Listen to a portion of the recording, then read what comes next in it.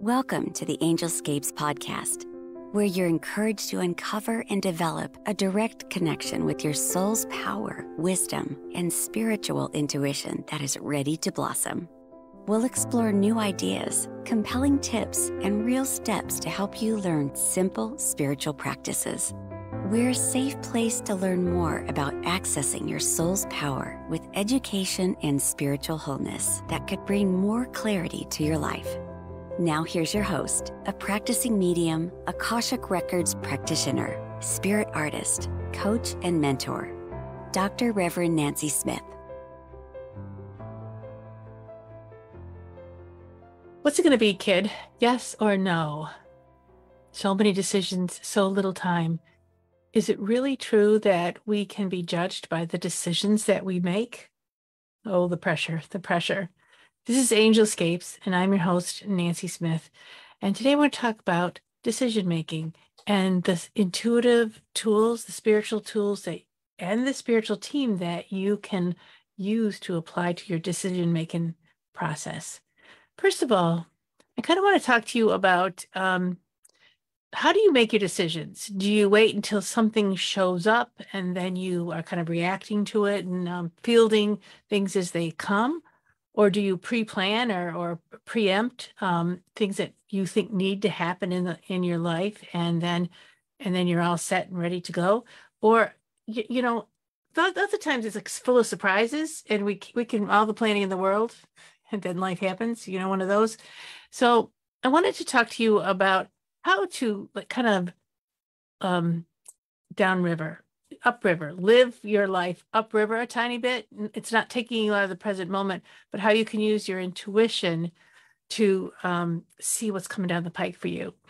And what I mean by that is imagine yourself standing at the river, on this long, long river, and kind of downstream is what's going to happen in the present moment. And you're standing upstream and you're envisioning and using your intuition and kind of checking out the flow of life, the rhythm in your life, and seeing what's showing up, what's coming forward, what's happening.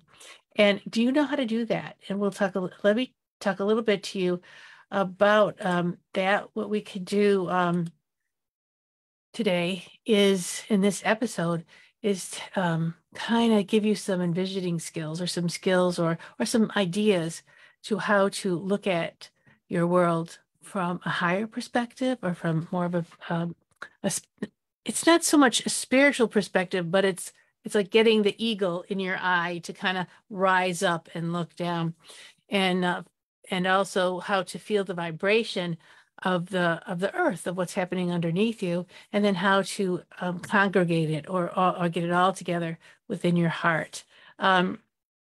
So meeting life upriver means kind of starting your day in a quiet space and asking yourself, higher self, imagine sending that eagle part of yourself up and saying, what do you see? What do you feel is going to happen? One tool that I used is at night before I left my job, and I do it still here in my office, is write a list of things that need to happen the next day. And then when I come back into the office, I would sit down and I would look at my list and I would just say, show me what is important, have the colors glow around the list, or the priority or the action I needed to take. The actionable items were prioritized by how I saw them. And because I have clairvoyance, and you probably have a couple different gifts yourself, but mine was clairvoyance, I could actually see the priorities start to glow on the page. So then I would take my pencil and I would prioritize based on how much they were glowing. And chances are for you, it'll feel like an experiment. It'll feel like, well, what is this silly stuff? But 9 times out of 10, when I did that in my office, I was always right. The thing that glowed the most wasn't what I expected it to be, but the thing that glowed the most was a surprise usually. But I had kind of checked it out upriver.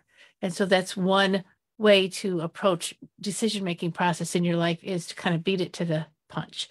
And sometimes things sneak up on us, like we didn't expect the car to die, or we didn't expect to be broadsided and the car is now totaled. Who knew that was going to happen? Well, Sometimes, sometimes you can get little premonitions, little signs, and little synchronicities of saying something's not quite right. Something is off, or something, an idea or a thought will keep popping into your head that you hadn't thought of on purpose, and it was and to pay attention to those little synchronicities, or you'll see a car ad somewhere, or you'll see something is kind of rattling your cage is what I call it. One time, I'm going to tell you a story about my son. I was going for this long walk. It was like a 2-3 hour hike through some woods. Then you wrapped around a lake. It was just beautiful. Had my dog with me. And I kept hearing these crows. And as the crows are like a totem animal, and one day we're going to talk about totem animals on this show. This crow was talking to me, caw, caw, but it was following me. It followed me for a good hour, just yelling and yeah, rah, rah, rah, pay attention. And I said, to the crow in my mind, I said, um, what's going on? What are you trying to tell me? I can't understand what you're trying to tell me. I said, but please prepare me. And I asked my guides and all my guardian angels to please prepare me for what it is that this crow is trying to tell me so that I will take right action at the time. And I kept getting a premonition that somebody in my life was close to death. And I had elderly relatives, and my mind went to them, and I was getting ready to make a phone call at home to see how the family was doing. And so I came into the house kind of muddied up in shorts and just yucked up. And my son comes down. He says, Mom, he says, I've been telling you about this rash that I have. I got to show you this rash. And I looked at this rash on his arm, and it was a little bit on his face. And the crow popped into my head and said, this is who I'm talking about. And he said, I'm just going to go to bed. I'll go to the doctor's in the morning. I said, no, you should get it looked at now. And so we did some research and found on Sunday, believe it or not, there was a urgent care health clinic open. So we kind of drove down to there, and he was fussing. And I said, nah, why go to bed with a worry? In the meantime, the crow was in the back of my head, just yammering at me. And I had to make a decision at that point to kind of push my son. And I had to make a decision to say yes to me. So he said yes. And so we got into the clinic and signed in, and they saw him. And 2 minutes later, the doctor came right out to talk to me. And I said, oh my gosh, they never do this, and this has got to be something big. And it was. And he was transported to the closest hospital. I had to drive him there. And then when they got into the closest hospital, they looked at him, they drew some blood, and there was a lot of problems. And then they strapped him to a flat pallet and called an ambulance, put him in the ambulance, and I had to follow him in the ambulance to Mass General. And the doctor said, if I hadn't have gotten him to the doctors in time, they were 36 hours left of his life. And they explained what the problem is. I'm not going to tell you too much more about that, but I made a decision based on the intuitive hits that I was getting throughout the day. I wouldn't have made that decision if I didn't have those intuitive hits during the day. I've made a commitment to meet life upriver, prepare me for what's coming next. And that's one way of making decisions, is being prepared for them. The ones that we can't see, the ones that we can't plan on. And so meditate each morning and just tell your guides, tell your higher self, your superconscious self, that I'm ready to know what it is that I need to know, and guide me to what I need to do in this moment. Sometimes you'll get a couple of little hits, and sometimes you'll get nothing. But you have set the intention that you are ready to receive what you need to receive so that you could walk your best path, have your best life. So that's one way of preempting decisions, is to be prepared for them. I'd like to also talk to you a little bit about, in making decisions, being aware. I talked a little bit about the synchronicities and the signs and the symbols that are around us all the time. The universe is always talking to us. And it's good to collect that information. It's good to be aware of when something is just something, and when something is really talking to you. When is a crow just a crow, and when is a crow really, really talking to me? It's a feeling that I get inside. Again, I have my heart is my open awareness. hermetic center of love and receptivity.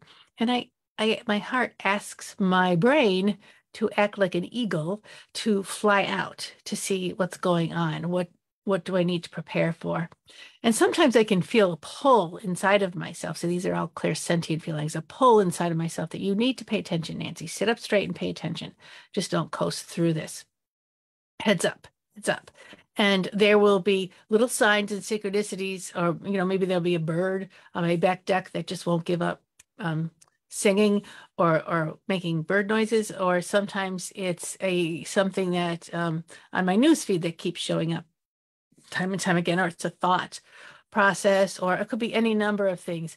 But if you learn to read your life around you, not just taking it as it comes, but read it. It's like, is that something? How does this feel?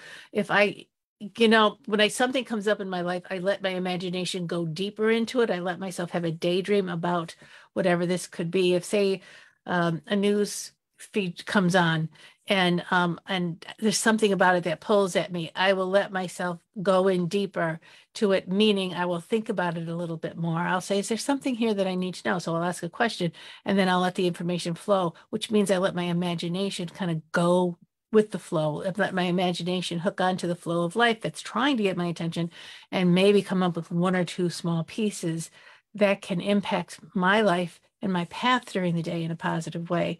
So learn to do that. Learn to see the signs and synchronicities. I had decided one time that I wanted to have a symbol code with my guides. And I said, what could I use for a symbol code? Like whenever I see this sign, heads up, pay attention. And it always been the crow. Sometimes it's hearts. But I picked something that was unusual, and I picked cherries. Why? I love cherries, love cherry pie. Just pick cherries. It's always been my favorite color, my favorite fruit. And feathers, little feathers from heaven, from the angels.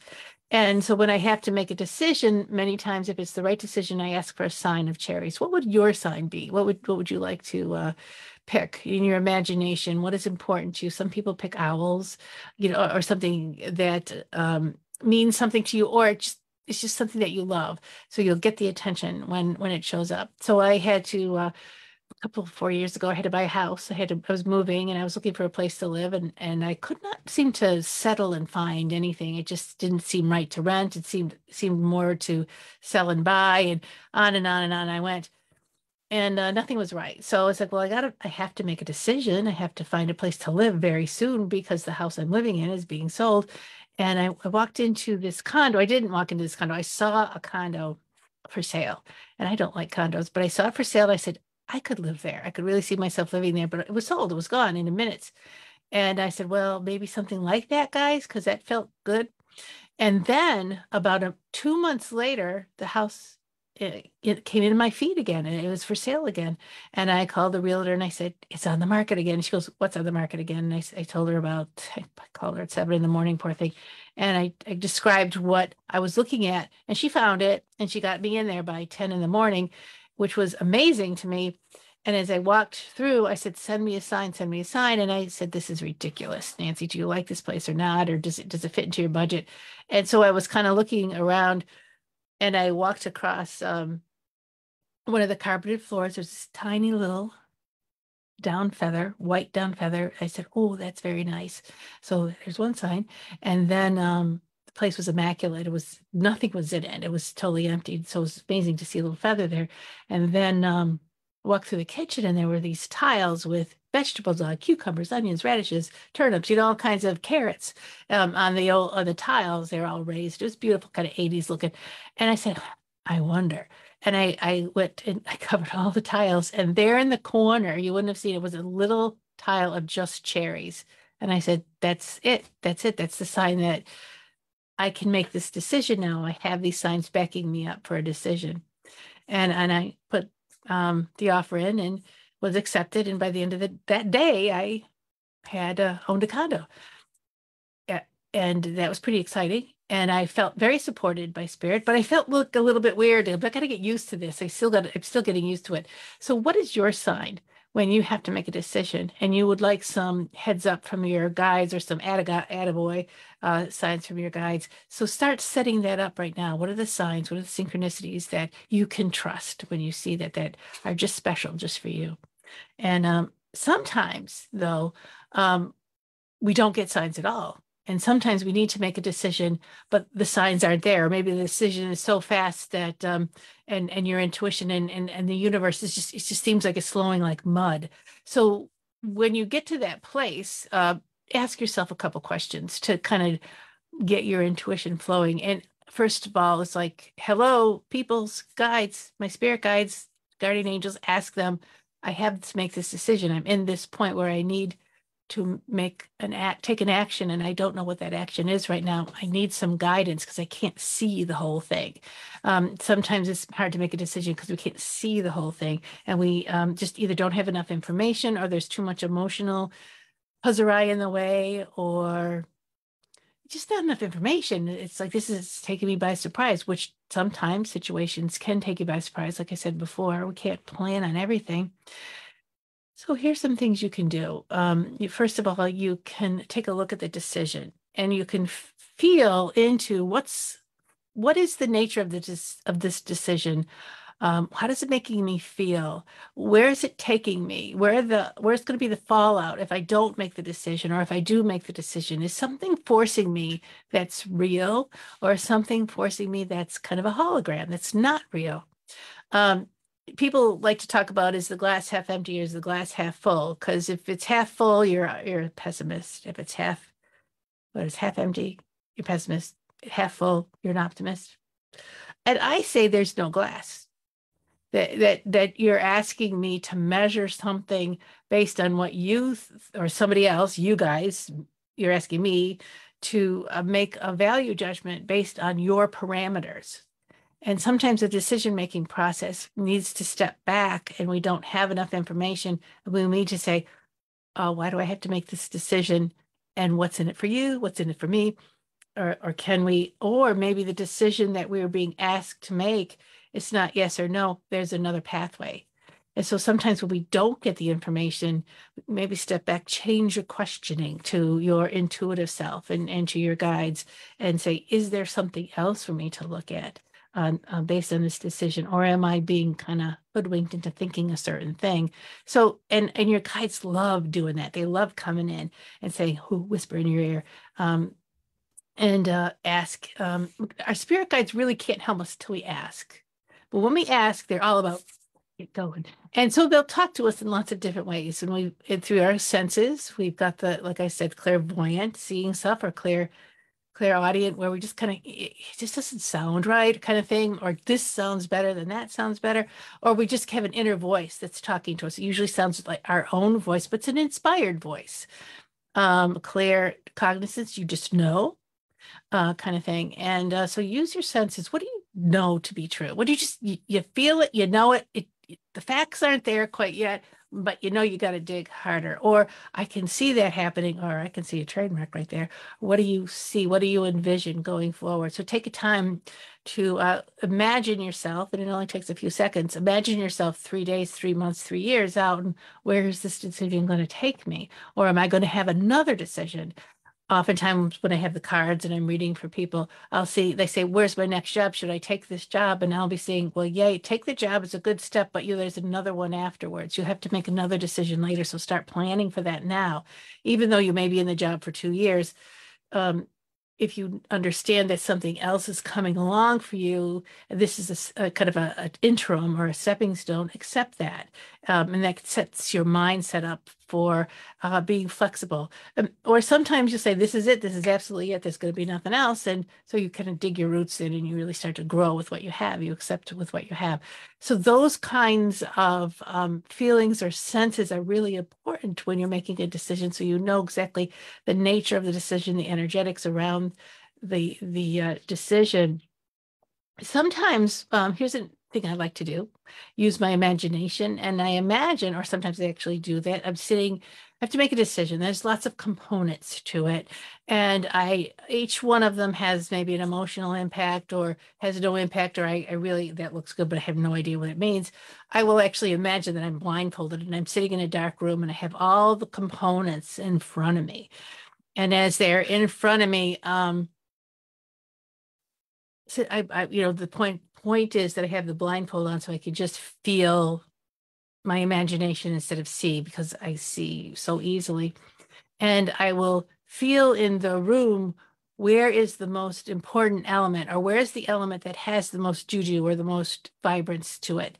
And I will go in my imagination towards that element and imagine picking it up. And I feel, what color is it?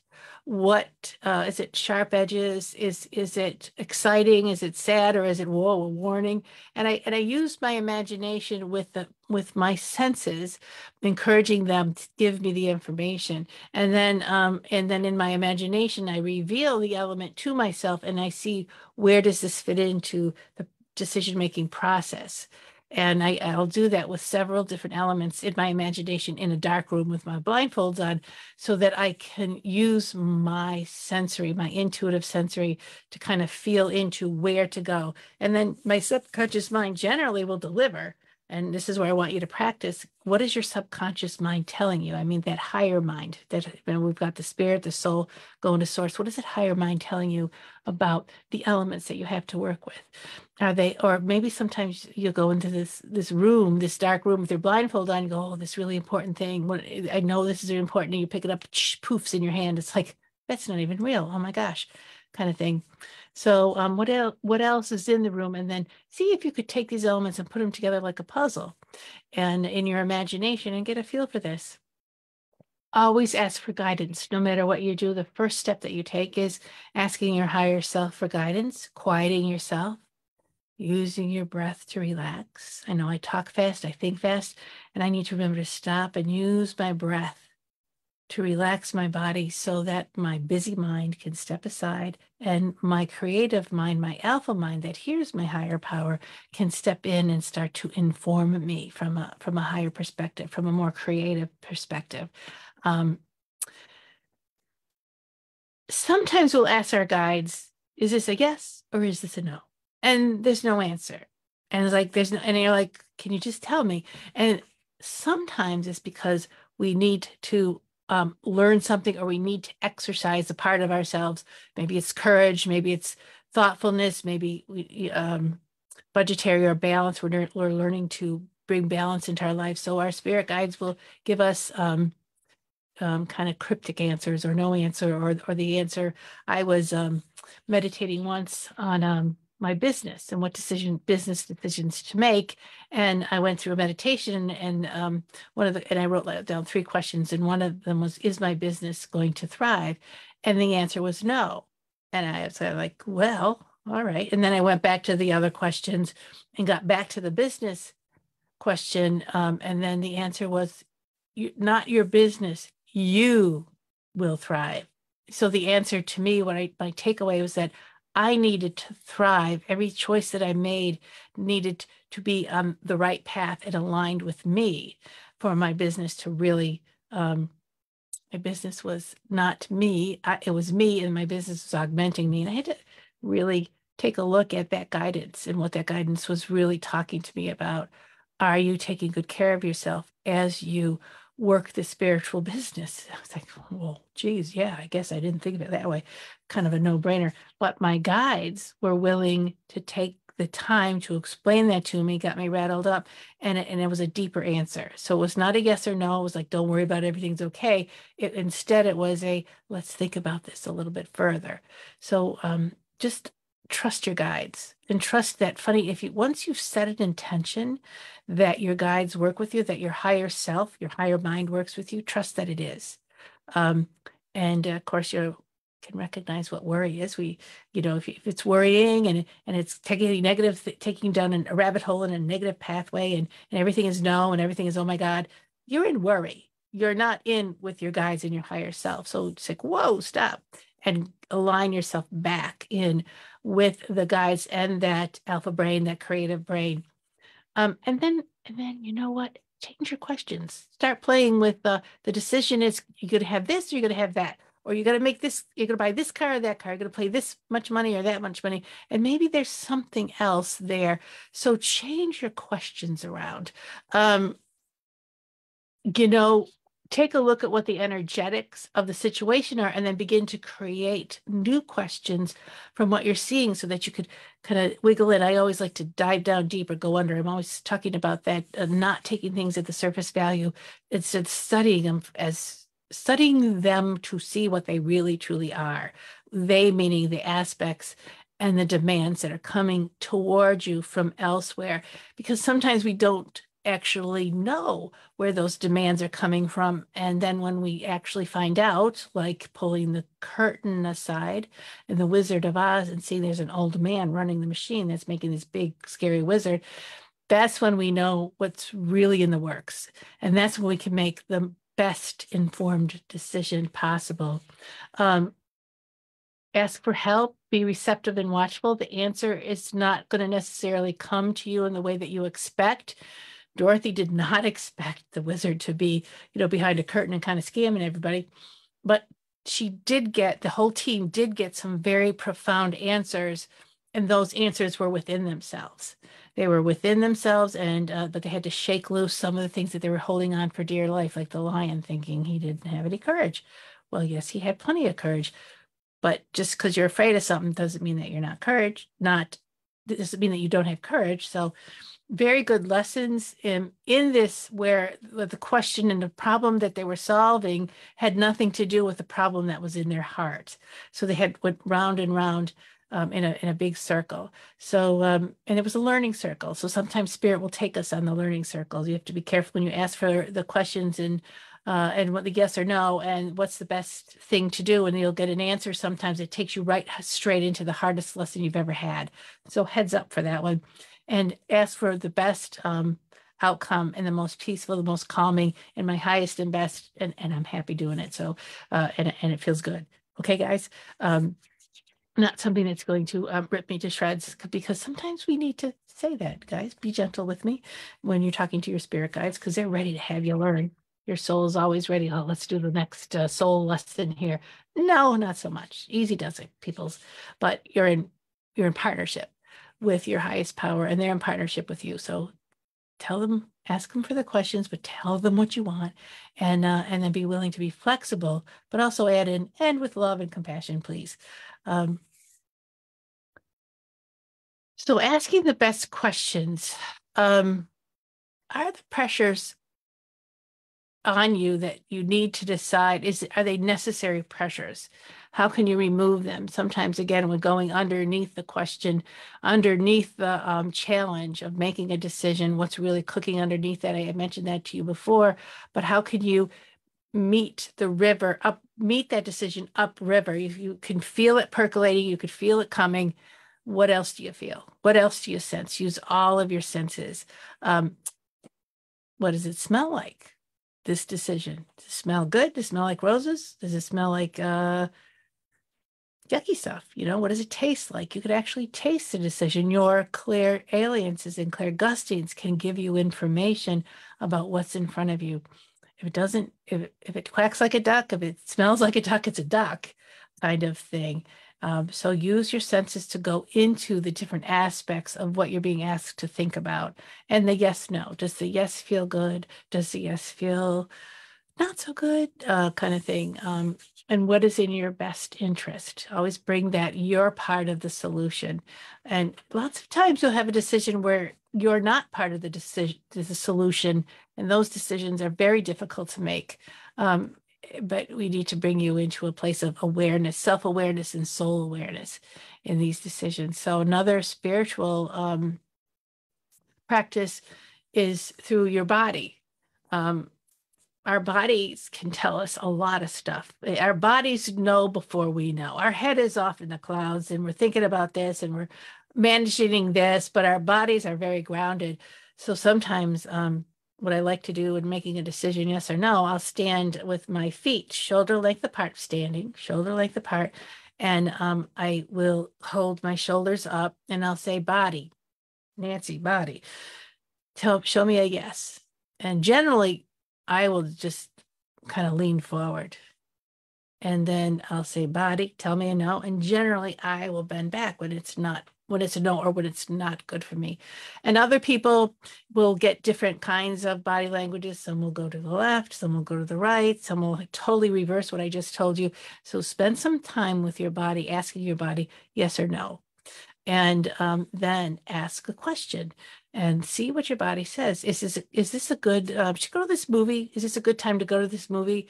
Should I go to Chunky's and get hamburgers and hot dogs at this movie? And just see what your body says. Like, yes, oh my God, it's going to be a good time, but no. And then, okay, so are the hamburgers and hot dogs? No, don't have a hamburger. You know what I mean? No, not the food, but the movie's good, or whatever. And you could, as you get confident with those simple body language, yes or no, you'll start to feel in your body talk to you about, this is how this decision is going to impact me physically. Your body has its own intelligence, its own wisdom, and you really want to know how this decision is going to impact you physically and mentally, as well as how it's going to help somebody else, or how it's going to look good in the outer world. You want to always bring those decisions back into you and to yourself, your heart, into your physical body, and into your imagination, and your intuitive seeing. Where's this going to take me? 3 days, 3 months, 3 years from now. Automatic writing or inspired writing, when you have the time in making a decision, is a really cool way to listen to spirit, but also listen to yourself. It's about asking the question, "Dear spirit," or "Dear self," "Dear spirit," how I like to say it. I have to make this decision on blah, blah, blah, blah. Write it down. And what do you think? What's your way in? What do you see? And then I start writing the answer. Sometimes I'm just making it up as I go along, and it doesn't feel so channeled and holy, but it just feels like, here's the best place for me to start. And I start writing, and then my mind will bring in another thought, and then another thought will occur to me, and then something else will kind of move in a different direction. And how this works is that you have set an intention, you have connected to a higher power with your intention, and you've asked for information, and your thought process will move to your subconscious, higher mind will move to your soul, will move to source. So when you want to do automatic writing, or inspired writing is probably a better way to say it, rather than channeled writing, inspired writing, take your time to be quiet. Get your favorite notebook or pen or pencil or computer, however you want to do it, and your question.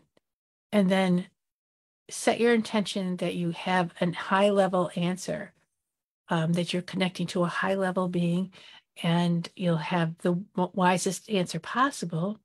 And then relax and breathe and listen to some music or a meditation, but and see where if it takes you to be more relaxed. Don't go down a rabbit hole thinking about stuff.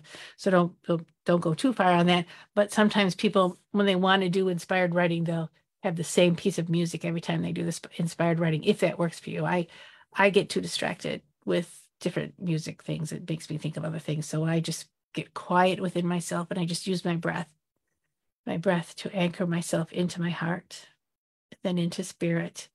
And then I imagine a doorway opening up. And once that doorway opens up, I just write, "Dear Spirit," and I write down the question.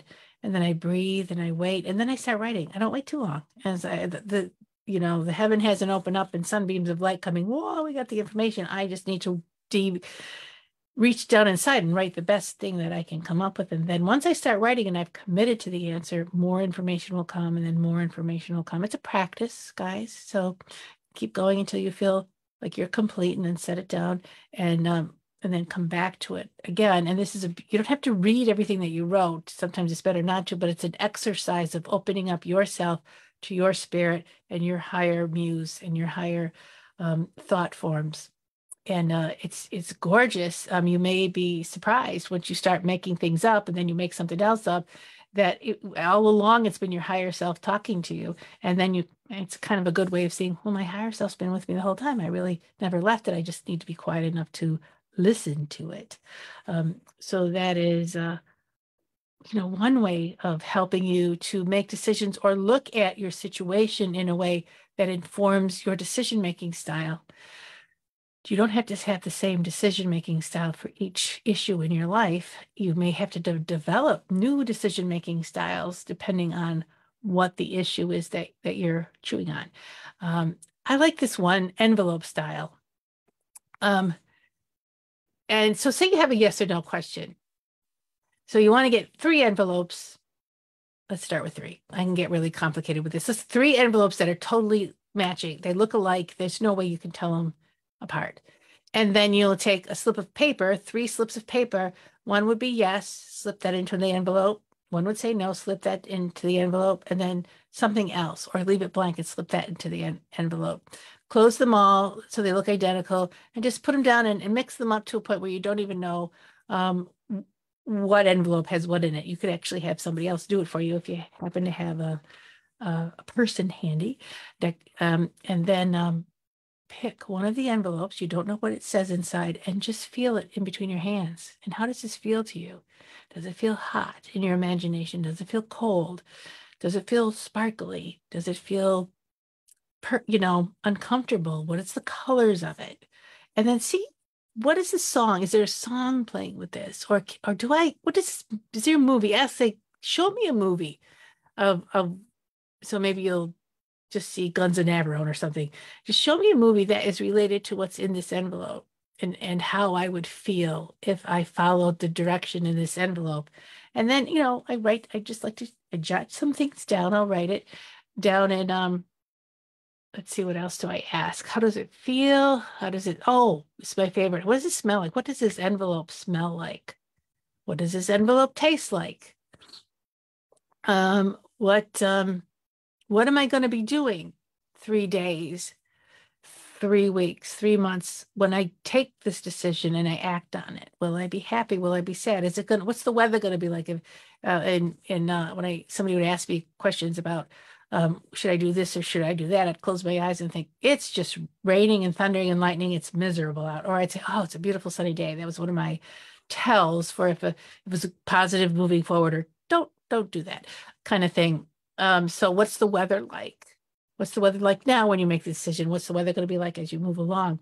Okay, so then if you really want to go deep into it, which I'm usually pretty nerdy about the whole thing, I'll take out my cards, my oracle cards, a deck, or I'll take out tarot cards, and I'll pick one card for the essence of the decision and what the decision means, or the impact of the decision will be.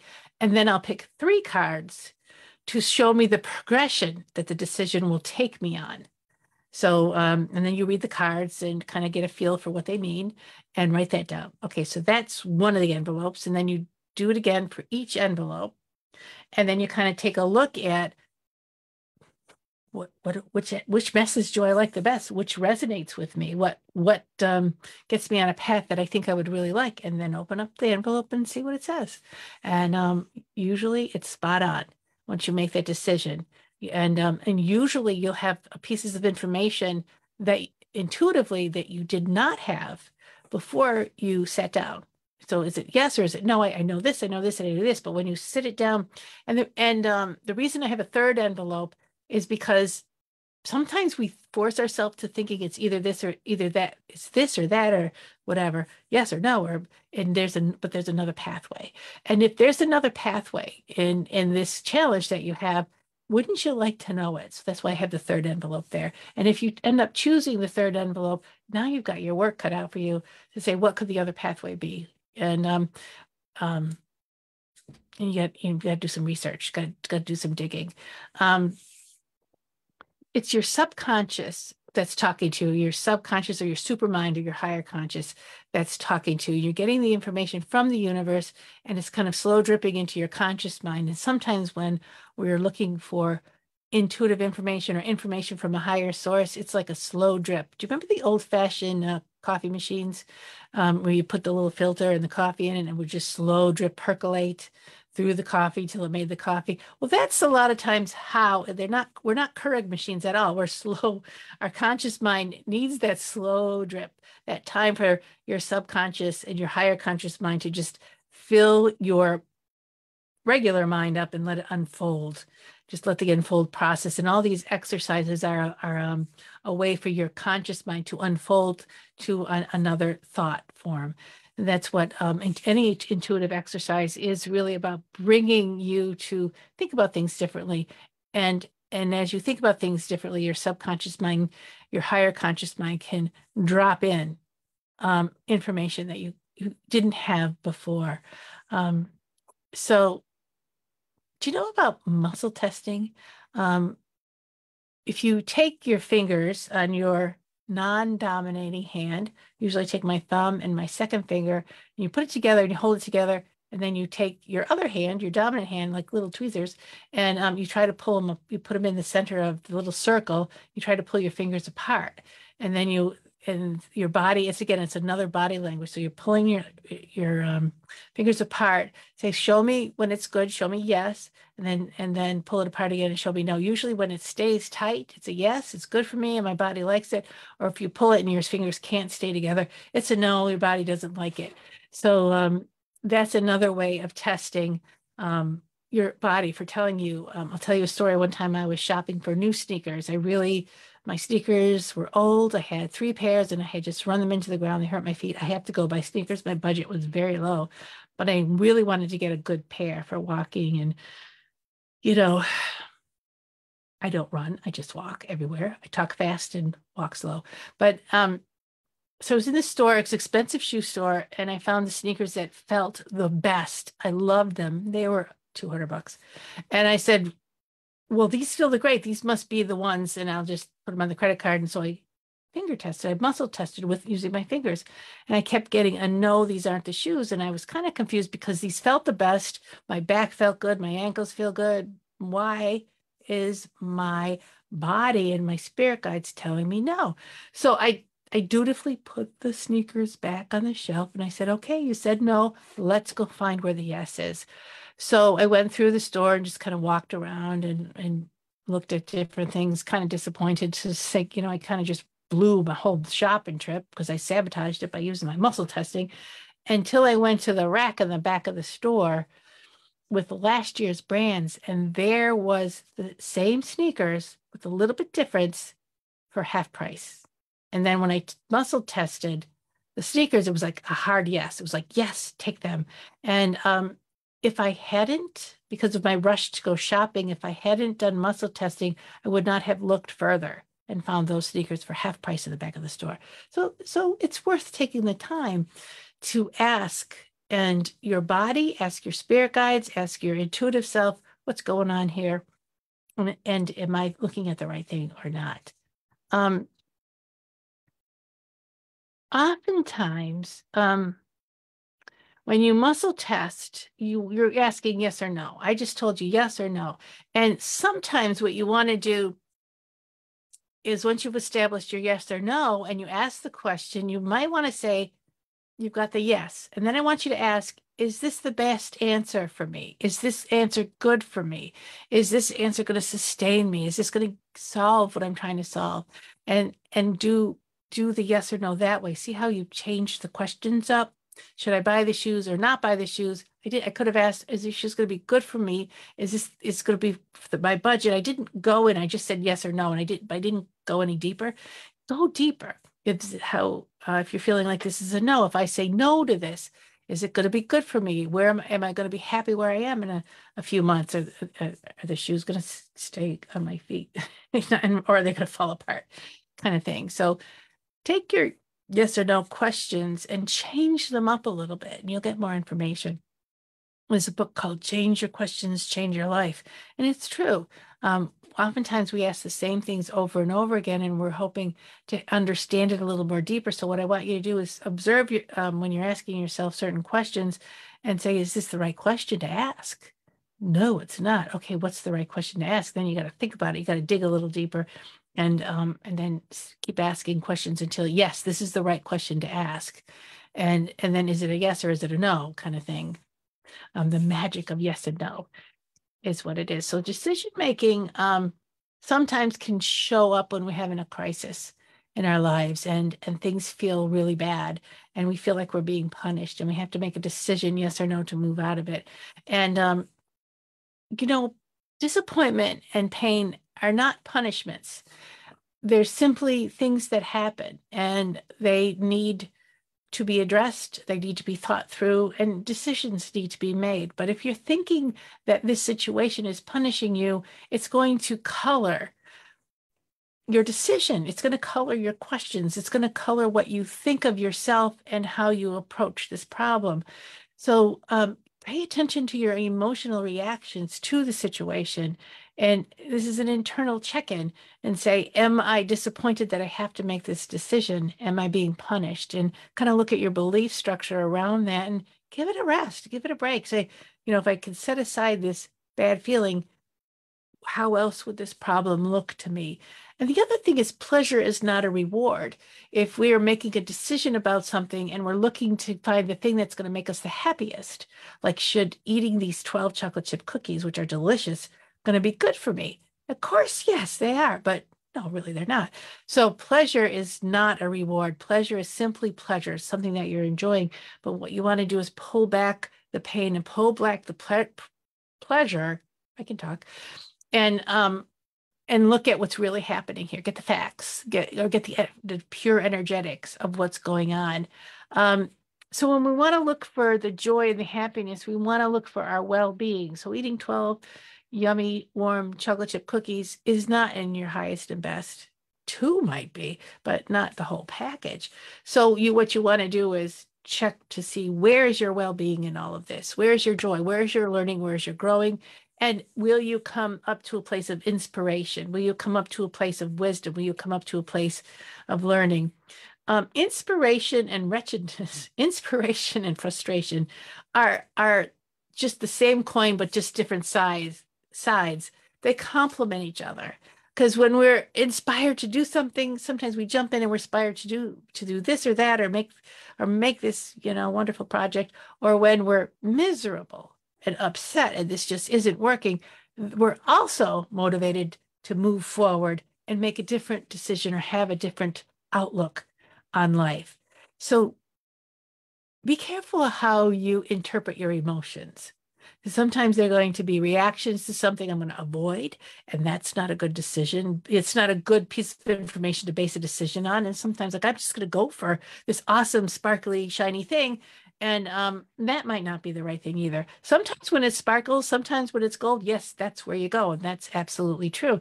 But sometimes, like a magpie, you're not collecting the thing or connecting to the thing that is going to bring you a sense of well-being, or really solve or address what you're trying to create or solve.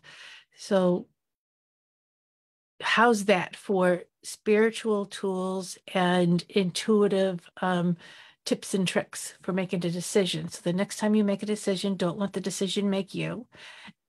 Meet it up rather. Give yourself time to look at things, not just think it through in your head, but to feel it out and scope out the energetics of where this movement is going to take you. So I hope that you've had a great time with this episode. I wanted to tell you a little bit about myself. Again, I'm Angelscapes, and I'm Nancy Smith. Angelscapes.net is my website. And you can go read more about me on angelscapes.net. You can even book a session with me, or you can book a 15-minute consult with me if you're not sure what it is that I'm doing, and we can talk. I work with mediumship, talking to your loved ones. On the other side, I work with the Akashic Records, which is the language of your soul. What does your soul want you to know about your life right now? And I want to tell you, I have a book, Divine Love Affair, an Akashic Journey, and it's on Amazon, and it's all about working in the Akashic fields of energy, first learning how to read it, how to access it, and then learning about all the different tools that you can use to learn and grow your life and your soul path. So it's Divine Love Affair, an Akashic Journey. And I'm going to, for those of you who are on the YouTube channel looking at it, here's a picture of the book. And for those of you who are listening to me on Audible, just go on up on Amazon and look the book up. Just wanted to tell you that this podcast will be on Anchor, and it will be on any of your favorite podcast stations, in particular iTunes. And I also have a YouTube channel, so look up Angelscapes podcast, and you will find the playlist with all of these different videos and teachings. So I wish you well, and see you next time. Thank you for joining the Angelscapes podcast. We hope you've gained new insights and inspiration for your journey to uncover and access your soul's power. For more information and a deeper dive into finding clarity in your life, go to angelscapes.net. Remember to subscribe so you can be part of the discussion. It may just change your life. See you next time.